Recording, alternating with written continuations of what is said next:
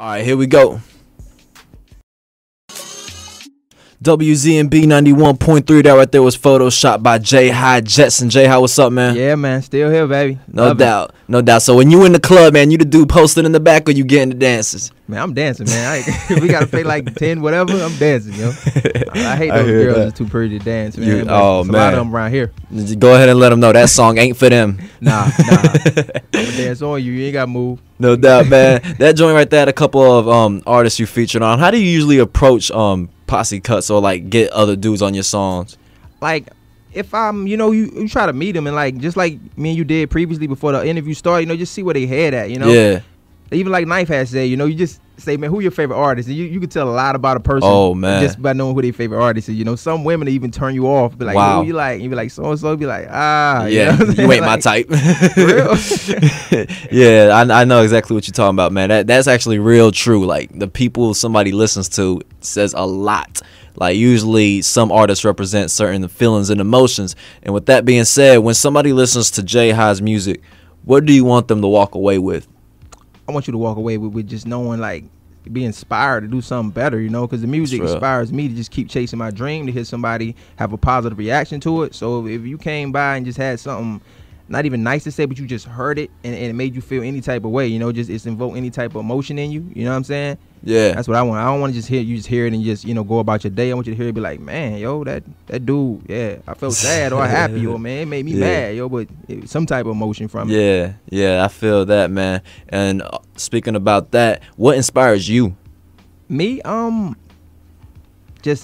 first, when I was younger, man, I used to want the chain, I used to tell girls I want to get that sewer cap necklace, the joint is just like, because when you're young, all you really think about is the money, but now it's just to see if you can do it. Like, I feel like I've been doing it so long, you don't want to get that sense of entitlement, because then you forget to humble yourself. But I just feel like, man, I feel like I deserve it. I feel you. But feel I like don't want to, I don't want to say it, I feel you.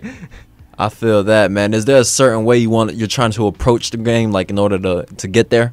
Yeah, everybody needs their little niche, you know what I'm saying? Yeah. My whole group is called the Snobs or whatever, and it's just snob, not really meaning be better than people, but just saying that, you deserve the best, you know what I'm saying? I just want to remind yourself that even my fans and my friends, you're good enough to have the best, you know what I'm saying? I don't want people to settle, that's how I go with my music, If I feel like a verse isn't good enough, I redo it. If I feel like I skipped on a word, I feel like I didn't like a beat or a song, I wouldn't promote music that I wouldn't like. I hate artists who do that, matter of fact. I hate artists who be like, yo, would you listen to this? Why would you hand this to me and expect me to like it, and you wouldn't like it? Word, exactly. Like, it's getting to a point, like there was a time and point in the game where flooding and almost oversaturating the listeners was the thing to do, but now you got artists, for example, this is R&B, but The Weeknd is real exclusive with his releases. And I feel like that's getting back. Shoot, J. Cole, like when he releases a song, it's a big deal, or Drake, because they take that break, you know what I'm saying? So would you say you do that? Yeah, being an independent artist, sometimes it's really hard to get all your business order to actually have release something the way it should be released. Yeah. So I'm just a victim of circumstance, you know what I'm saying? Word. Sometimes I want to put something out, but we just gotta wait till you get it mixed down to the point that you like it. Cause I don't want to just give people a whole bunch of stuff that I recorded in my living room and expect you to like it, because I know I wouldn't accept that from anybody else. No doubt. A lot of people ruin that too, because you always got that first impression. Once somebody think your music whack, they ain't really gonna try and go back and listen to it. Oh yeah. Once you try and come back. So what do you think are some of the highs and lows of being an upcoming artist? The greatest thing right now about being an independent artist that every artist needs to know that's independent. You have freedom now, you know what I'm saying? When you get that deal, they're gonna market you the way they want you to be marketed. You know what I'm saying? That's what people gotta realize. When I got this little bit of freedom to say whatever I want, and make songs about whatever I want, I'm gonna take that. If I want to make a song about candy canes, you know what I'm saying? I'm gonna do that, because if they're gonna market you to be that tough guy or that pretty boy, they're not trying to put my music out about voting rights or whatever, you know what I'm saying? Because that's just how the industry is. You know how the commercialism is. Oh, I know exactly, and that's why mixtapes have became so important. On the industry. Do you enjoy almost the mixtapes more than you do the albums, or vice versa? I like it, man. But then again, you feel like where your lane is. Where's my lane as being an independent artist? Like, dang, yo, like T.I. about to drop another mixtape. I'm like, man, yo, drop a real CD, dude. Like, I thought, let me get a lane, homie. I feel. Yeah, I feel that, man. I feel that. When you get an artist sending you a verse, and you don't think it's all that, do you let them know, or what you do? Man, I get like it's a trippy thing about it. Like I make a lot of like tracks for women or whatever, Right. and I have a guys come in and just want to sing the hook for me, but I'm not R&B singer, dude. So Yeah. in my head, I'm sounding like Trey Songz in my head, and I'm like, when he do it, I'm like, come on, you know what I'm saying? After a while, about 3-4 hours of struggling with this dude's voice, I'll be like, yo, it's hot, dog, and I get about it, and I do whatever. I know a lot of cats put their heart in this music, so I don't want to just shoot them down. Yeah, it might not have been right for me. Yeah, that's real. That's real, because like we was talking about earlier, we got so many people trying to get in the game right now that they don't really got it yet. They might have it in the future, but right now they don't really got it. So sometimes you got dudes coming up to you always trying to get on tracks with you, and you're skeptical about it at one point because like you get it so much.